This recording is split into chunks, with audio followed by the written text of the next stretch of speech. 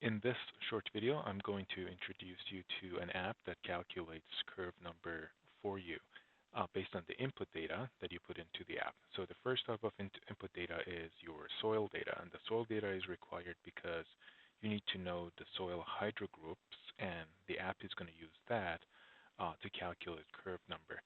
The requirement is that the shapefile needs to be in a zipped folder, and a shapefile should include at least these files that I have listed over here. Once you have these files, package them into a zipped file, and then you can upload them right over here. So I'm going to drag and drop it from the other screen that I have. The example that I will show you is for a HEC-8 watershed called Sand Creek in Minnesota. Once you have the soil data uploaded over here, then you need to upload the land use shapefile. Similarly, if you're uploading it, make sure that it's in a zipped format, and also it includes all the required extensions. Again, I'm going to drag and drop this right over here. For the land use data, I'm using the 2024 National Land Cover Database for Sand Creek. You can use other land use and soil types if you want to, but if you do that, then you need to come over here and change the name of the field that contains the hydrologic soil group and land use grid code. I know for the NLCD data, the field that contains land use classes is called grid code, and for majority of the Surgo soil data set, it's going to be called hydro group in this HYDGRPDCD. All right. If you're using NLCD, the web app automatically has the NLCD lookup table for you, and you can check this box. If you want to upload your own lookup table and upload your own classification of land use, soil type, and curve numbers, you uncheck this and upload a CSV file over here that gives you the values of curve number for each soil, hydro group, and land use. I'm going to click because I'm going to check it because I'm going to use NLCD. Right over here, it internally converts all the layers into the same coordinate system to make sure that the clip function and all the other GIS function are consistent.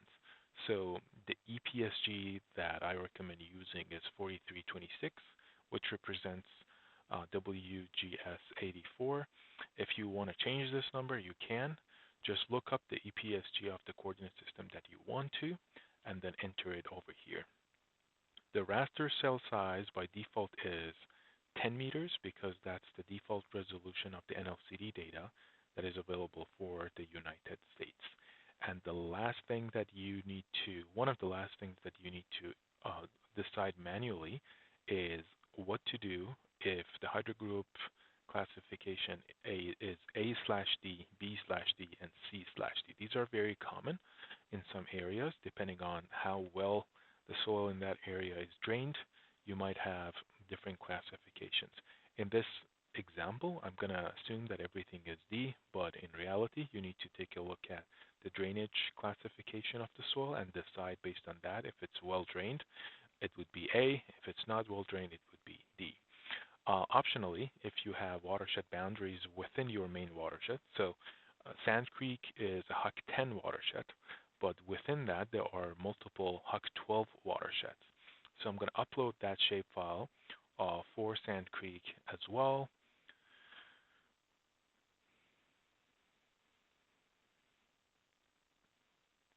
And then lastly, over here, you need to choose the field of this shapefile that you just uploaded as a zip file that contains the unique name of each HEC-12 watershed. I know that in my data set, it's going to be this. All right. So once you have all of this data, you can click on Calculate Curve Number. This is a big watershed. It's a HEC-10 watershed, so it's going to take about a minute to process that. Last time that I did it on my computer, it took about 58 seconds, 59 seconds. Right now, I'm actually working on the online version of the app, not on my local machine, so it might take a little bit longer than that, but it would be about 1 minute. So I'm going to pause the video and resume it once the processing is completed and show you the results.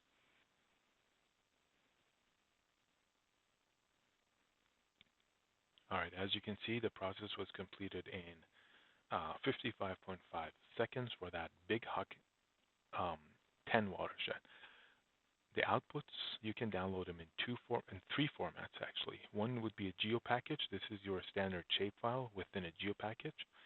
The second format is a geotiff. If you wanted to have it as a raster, you can download it as a raster. It gives you some global statistics. So for example, the minimum curve number for the entire HEC-8 watershed was 25 and the maximum was 98. It gives you some other statistics, the mean or the average of the curve number, and it gives you also the weighted mean of the curve number, and it tells you how the weighted mean is calculated, median, standard deviation, the number of unique curve numbers that you get, and so on and so forth. Also, another statistic that would be useful for you to know is the missing hydrogroups. It looks like your soil data has some fields that are empty, that are missing. So this is a good thing to be able to go back and fill those missing data. Many of these are going to be in the spots that you have a lake or you have a body of water, but it's always good to check and make sure that the missing values are filled out. In addition to that, it gives you a table with the first 5 rows of the subbasins, the HEC-12 names, and the minimum, maximum, mean, and other statistics of that specific HEC-12 watershed for curve number. For example, the mean of the curve number for these watersheds are all about above 80. And then you can download an Excel sheet, a CSV sheet for all the HEC-12. This is only 5 of them, but it looks like there are 7 of them available. And then the last but not least, it's the map that gives you spatial distribution of different watersheds. If I turn off the polygons, you can see that these are different HEC-12 watersheds. When I hover over them, you can see the name, and in white, there is curve number for that watershed also represented. If I want to see the satellite imagery on that specific watershed, I can turn it on or turn it back on the map.